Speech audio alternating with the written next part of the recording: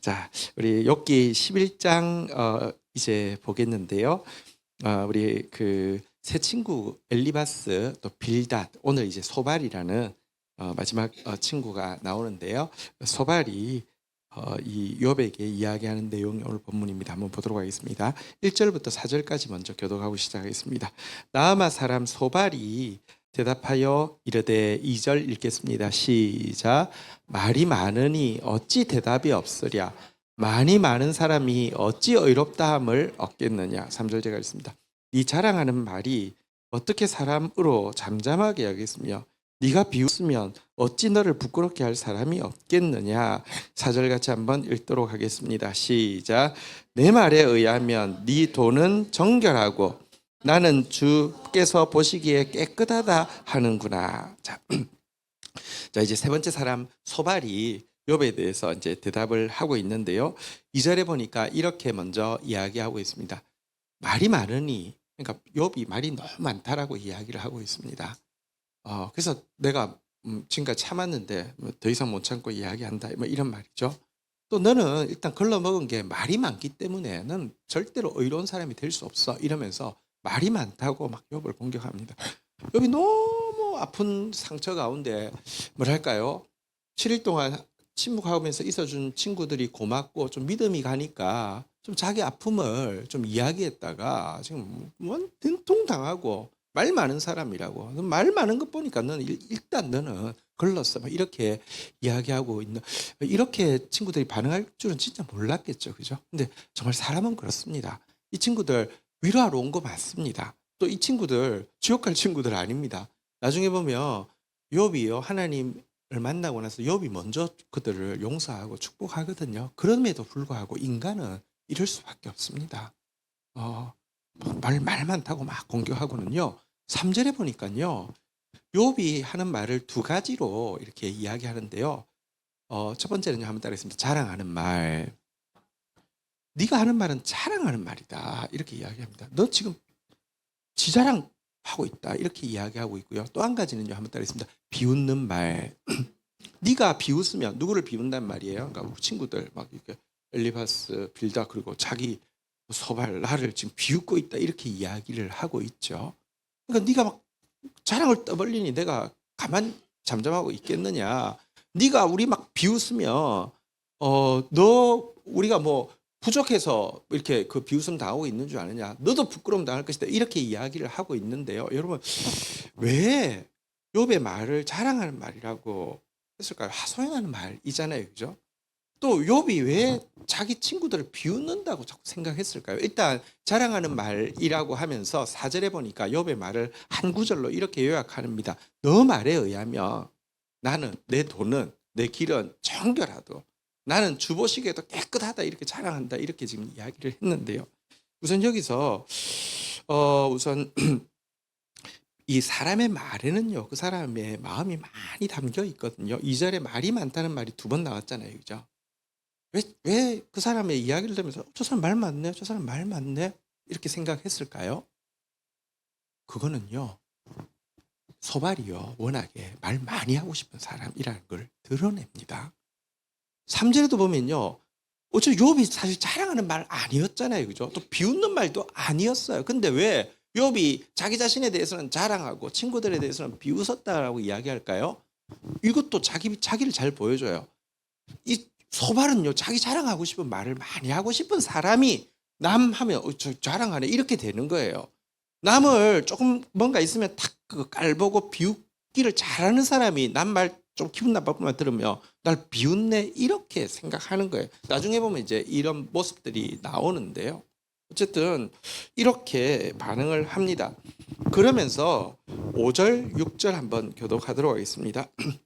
하나님은 말씀을 내시며 너를 향하여 입을 여시고, 6절 같이 한번 읽도록 하겠습니다. 읽겠습니다. 시작.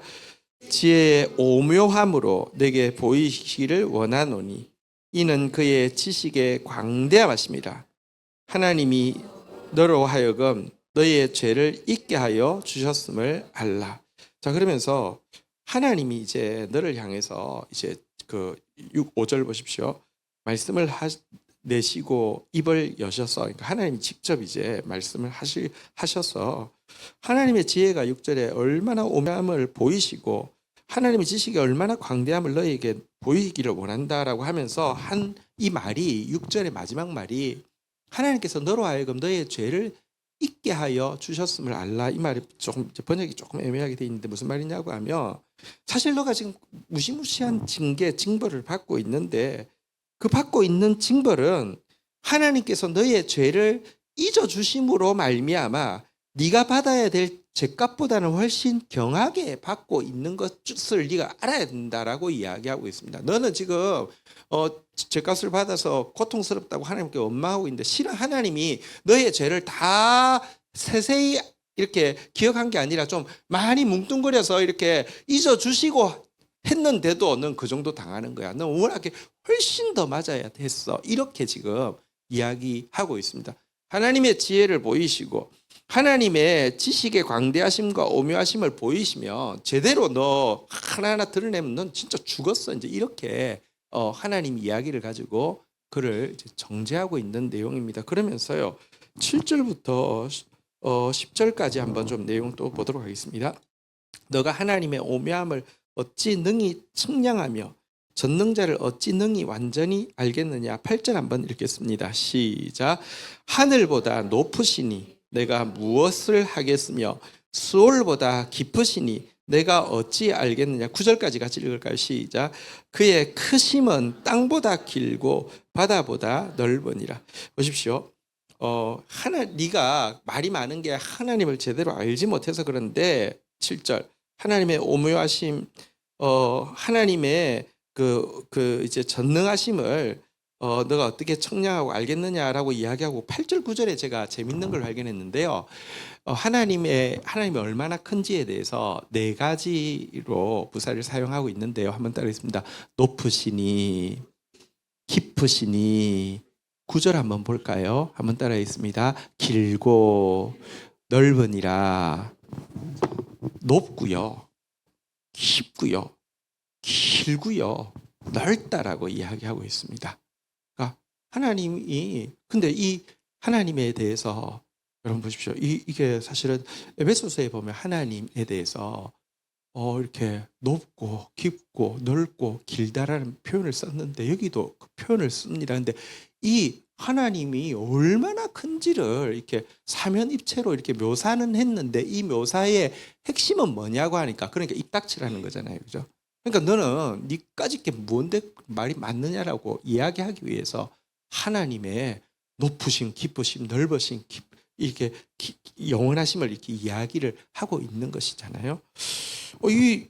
어쨌든 하나님을 사면입체로 이야기한 거는 되게 멋이 있지만 여러분 그 용도는 이 에베소서에 보면 하나님의 높고 깊고 넓고 길음을 그분의 사랑에 대해서 이야기하고 그것을 알므로 말미암아 그의 충만하신 것으로 너희도 충만해지기를 원한다라고 하나님의 이 사면 입체를 이야기하고 있는데 여기서는 감히 니까지 입 닫아 이렇게 협박하고 위협하기 위해서 하나님의 크심을 이용하고 있다는 것입니다.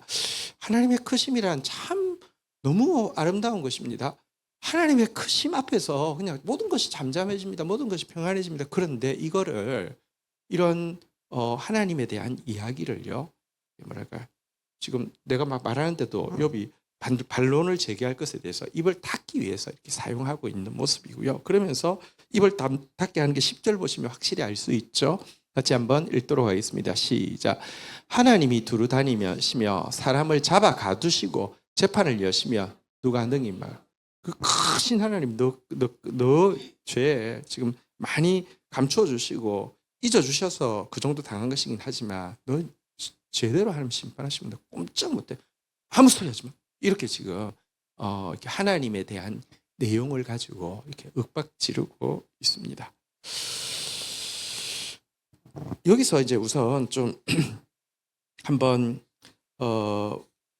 우리가 그 욥의 이 소발에 대해서 좀 어떤 사람인지 좀 살피기를 원하는데 11, 12절까지만 한번 다시 보도록 하겠습니다. 하나님은 허망한 사람을 아시나니 악한 일은 상관하지 않으시는 듯 하나 다 보시느니라. 12절 같이 한번 읽도록 하겠습니다. 시작.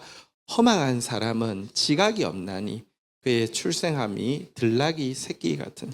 자, 여기 11절 12절에 한 단어가 반복되고 있는데 어떤 단어가 반복되고 있습니까? 허망한 사람이죠. 누구를 이야기하는 겁니까? 욥을 이야기하는 거잖아요. 허망하다는 뜻은 어리석고 텅 비었다는 뜻인데 11절 다시 보겠습니다. 하나님이 허망한 사람, 너 어리석고 이 텅 빈 욥아 이렇게 이야기하면서 하나님이 악한 일을 상관하지 않는 듯 하나 다 보신다라고 이야기하면서 너 지금까지 숨어서 지었던 악한 일들 하나님 다 보고 계셨다 이렇게 이야기를 하고 있는 것입니다. 그러면서 다시 한번 12절에 너 어리석고 텅 빈 욥아 너는 지각이 없기를 지각이 없는 짐승과 같은데 어떤 존재와 비슷하냐라고 이야기하면서 들나귀 새끼 같다 이렇게 이야기하고 있는데 성경의 들나귀는요 몇 가지 이미지를 가지고 있습니다. 일단 길들여지지 않고요, 난폭하고요, 제 마음대로 행동하는 못된 짐승의 상징으로 들나귀를 이야기하고 있는데 욥을 제가 보기로는 나이는 아마도 이 소발이 욥보다는 어린 것 같아요. 엘리바스를 제외하고는 어린 것 같아요. 그런데 어쨌든 뭐 완전 진짜 그 들나귀 새끼라고 넌 정말로 길들여지지도 않고 왜 자기 말 안 들어주니까 난폭하고 제멋대로 행동하는 사람이라고 인격적인 모욕까지 하고 있는데요.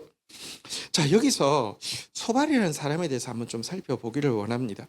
그러면 세 친구가 욥을 이제 정죄할 때 조금 스타일이 다른데요. 엘리바스는 어쨌거나 종교적인 경험에 내가 기도하는 가운데 밤에 환상이 나타나서 하나님이 나에게 말씀하시면서 알게 하셨다 이렇게 이야기하잖아요, 그죠?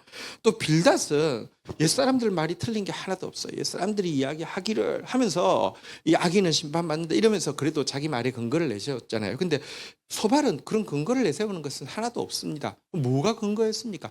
딱 보니까 내가 딱 보니까 알겠어 이렇게 지금 이야기를 하는 것이거든요. 그러니까 자기 생각, 자기 직감에다가 근거를 두고 있는 사람임을 알 수 있습니다.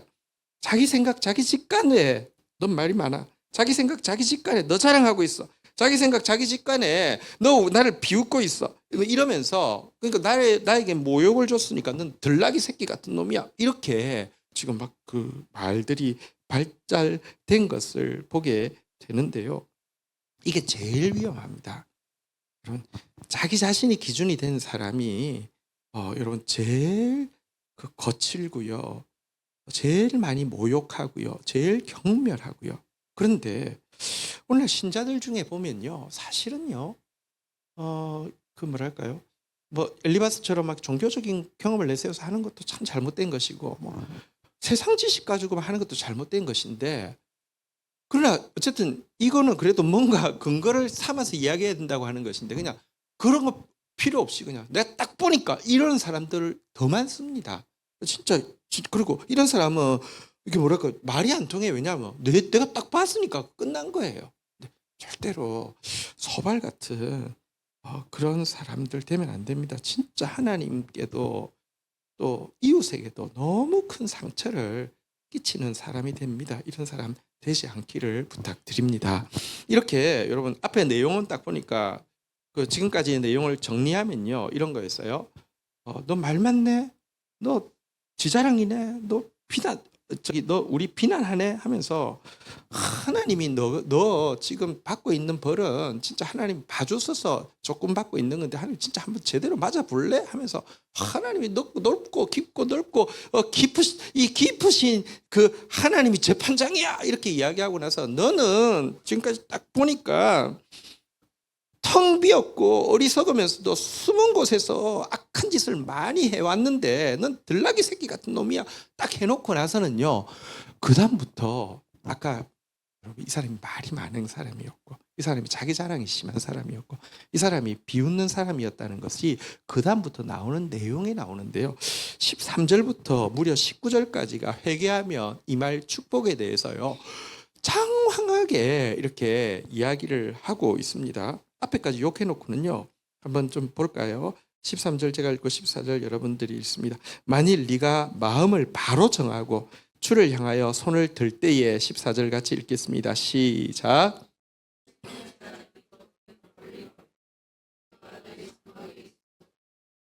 먼저 13절에서 솔루션은요. 네가 회개하기로 마음 딱 정하고 하나님 앞에 항복하면서 14절 손에 제약이 있으면 멀리 버리고 불의가 너의 집에 있으면 집안에 있지 못하게 하라 이렇게 이야기를 합니다. 자 15절부터 또 보도록 하겠습니다. 그리하면 너가 반드시 흠없는 얼굴을 들게 되고 굳게 서서 두려움이 없으리니 16절 같이 한번 읽겠습니다. 시작.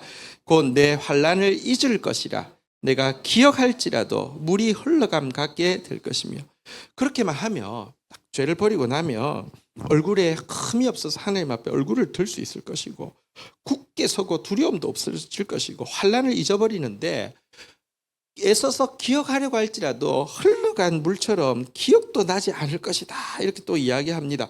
또 이어서 이야기합니다. 17절 볼까요? 내 생명의 날이 대낮보다 밝으리니 어둠이 있다 할지라도 아침같이 될 것이요. 18절 읽겠습니다. 시작. 네가 희망이 있으므로 안전할 것이며 두루 살펴보고 평안히 쉬리라. 그러니까 이제부터는 그때 이후로부터 보면 17절에 보면요. 이제 너가 남아있는 생명의 날들은요.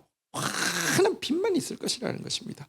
가끔 어둠이 올라치더라도 금방 아침이 되는 것처럼 막 빛으로 찬란한 인생이 될 것이라는 것입니다. 18절에 보면 막 희망이 넘치기 때문에 안전하다. 이게 견고한 인생이 될 것이고 뭐 이렇게 두루 살펴보아도 나를 두렵게 할 일이 하나도 없어서 잠을 자도 평안할 것이고 또 한 번 더 이야기합니다. 19절 마지막으로 그 회개할 때 일어나는 축복에 대한 이야기죠. 같이 읽겠습니다. 시작. 네가 누워도 두렵게 할 자가 없겠고 많은 사람이 내게 은혜를 구하리라. 이제는 뭐 너 꿈속에도 너를 두렵게 할 사람이 없고 모든 사람이 나한테 은혜를 구하는 그런 사람이 될 것이다 라고 하면서 회개만 하면 내 시키는 대로만 하면 뭐 이런 대박이 일어난다고 하면서 굉장히 길게 여러분 이렇게 회개하면 일어날 축복에 대해서 막 이야기를 합니다. 그래 놓고 나서는요 이거는 이제 뭐랄까 자기의 그 뭐랄까요 너그러움이나 혹은 성경에 나오는 축복의 구절들을 다 모아가지고 이렇게 자랑하듯이 이야기해 놓고는요 한 구절 20절이 이제 소발의 마지막 구절인데요. 한번 20절 한번 읽어볼까요? 시작. 그러나 악한 자들은 눈이 어두워서 도망할 곳을 찾지 못하리니 그들의 희망은 숨을 거두는 것이니라. 근데 한마디 붙이자면 악한 자는 눈이 어두워서 이 도피처, 이 아름다운 이 구원의 길을 결국 찾지 못하게 될 것이고 그 사람에게 있는 유일한 희망은 숨을 거두는 거. 그러니까 죽는 거 외에는 희망이 없다라고 이야기합니다. 넌 지금 이 말은 누구에 대한 예측을 이야기하는 겁니까? 욥에 대해서 예측하는 것이잖아요. 한번 보세요. 앞에 길게 한 이야기하고 뒤에 짧게 한 이야기 중에서요. 여러분 이 소발은 마음에 여러분 이게 이루어질 거라고 생각할까요? 이게 이루어질 거라고 생각할까요? 여기 훨씬 더 강조가 들어가 있어요. 여러분 앞에는요 사실은 욥한테 이야기하는 게 아니라 성경에 나오는 축복의 구절들 저는 막 이 성경 구절 제입복 이런 거 싫어해요. 그게 성경은 문맥이 있는 거예요. 문맥 없이 그냥 하면 안 돼요. 근데 축복의 성경 구절 사실 솔직히 말해서요. 지금 소발이 아까 그 우리가 13절부터 지금 그 19절까지 읽었던 게 회개하며 이 말 축복에 대한 내용이잖아요. 그죠? 요거는 명언집으로 뽑아서 쓰는 경우도 많아요. 그러니까 이렇게 했는데 이거요. 욥에게 임할 거라고 이야기하는 게 아니에요. 내가 얼마나 성경 지식이 많고 이거 자랑하는 거예요. 그래 놓고는 결론은 이거예요. 욥을 비웃는 게 너는 눈이 어두워 가지고 내 이렇게까지 답을 알려주고 내가 이렇게 떠먹여줘도 못 먹어. 너는 죽는 거 외에는 희망이 없어. 이렇게 지금 이야기를 하고 있는 것입니다. 그의 강조점은 회개할 때 임할 축복에 대한 장황한 내용보다 회개하지 않을 때 임할 저주에 대한 짧은 내용에 강조점이 찍혀 있었던 것이 틀림없습니다. 어쨌든 여러분 한번 보십시오. 참 직관으로 욥이 이 죄인이다라고 딱 해놓고 나서는요. 아니 하나님이 사실 너무 쉽게 하나님의 뜻을 단정하고 뭐 예를 들면 인과응보나 권선징악으로 딱 단정하고 나서는요. 실제 하나님의 깊은 뜻을 알려고 하는 노력은 전혀 기울이지 않고 자기 직관에 딱 맞추어서 욥을 어떻게 하면 더 정죄할까, 어떻게 하면 더 경멸할까, 어떻게 하면 더 비웃어 줄까를 위해서만 힘쓰고 있고, 이 일을 위해서 하나님의 높으심, 깊으심, 넓으심, 영원하심까지 막 동원해 가지고 막 말하고 있는 모습이 소발의 모습인데요. 종교인들이 정말 말할 때 차라리 그냥 하나님 이름 빼고 이야기하십시오. 여러분 사실 그 아까 살피지는 않았는데 소발이 이야기할 때 하나님이라는 단어 전능자까지 합쳐서 6번이나 사용했습니다. 그러니까 하나님, 하나님, 하나님, 하나님, 하나님, 하나님, 하나님 막 진짜 하나님을 아는 사람이 아니에요. 하나님 알려고도 하지 않아요. 딱 직관으로 보고는 이제 그 사람 정죄하는데 하나님 이름 그렇게 쓰고 있고 이런 사람 되지 않아야 되겠습니다. 자, 그런데 마지막으로 욥이 이 이야기를 들을 때 어떤 마음이었을까 한번 좀 생각해 보도록 하겠습니다. 저는 욥에게 제일 친한 친구 3명 중에 1명이 소발이 맞았다고 확신합니다. 그러니까 왔고 그러니까 7일이나 같이 있어줬죠. 이 친구가 이럴 줄 몰랐을 거예요. 근데 이 친구 이런 친구 맞았어요. 여러분 사람들은 그렇게 우리를 깊이 알지도 못하고요. 깊이 사랑하지도 않습니다. 깊이 이해하려고도 하지 않고요. 욥은 제일 처음에는 지금 이제 이 1차 논쟁이 이제 소발의 이야기 끝나고 이제 욥의 이제 항변하고 나서 1차 논쟁이 끝나는데요. 이때는 좀 충격이고 멘붕이겠죠. 근데 2차 다시 한번 각 세 사람이 또 이야기하고 4차, 3차에 또 한 번 더 이야기. 막판에 가면 이제 기대는 다 사라집니다. 인간에 대한 기대는 사라집니다. 근데 신기한 것은요. 기대가 사라지고 막 진짜 죽자 사자 막 서로 욕하는데 그러면서 점점 더 그의 대속자이신 메시아가 가깝게 느껴집니다. 사실 이 논쟁 가운데 막 욥은 정말 마음이 무너질 거예요. 들나귀 새끼가 되었어요. 이제 막 허망한 사람이 되어버렸어요. 근데 무너졌을 것인데 그때 인간 친구가 아니라 진짜 친구이신 예수 그리스도가 가까워지는 것이 또 인생이기도 합니다. 그리고 그 예수 가까워지면은 이런 것도 필요 없어가 아니라 나중에 보면요. 결국은 그 예수 친구께 받은 사랑으로 진짜 못되게 군 친구들 정말 축복하고 하나 되어지는 게 욥의 이야기잖아요. 그죠? 그래서 오늘 본문 자체는 그냥 소발의 진짜 무시무시한 정죄와 모욕의 이야기이지만 이 이야기를 들을 때 중간에 서서 예수님이 무엇이라고 욥에게 이야기하고 싶었을까? 무엇이라고 예수님이 이렇게 말하고 싶었을까? 이런 관점에서 욥의 옆에 계셨던 예수님을 우리가 같이 느낄 수 있으면 좋겠습니다. 우리 자리에 일어나셔서 우리 한번 찬양하면서 예수님이 이때 이 모욕과 고통 가운데 있는 욥에게 하셨을 말씀, 그 깊이와 높이와 길이와 넓이를 측량할 수 없는 사랑으로 하셨던 말씀 무엇일까? 우리 생각하는 마음으로 한번 찬양하고 주님 앞에 나가는 시간 가지도록 하겠습니다.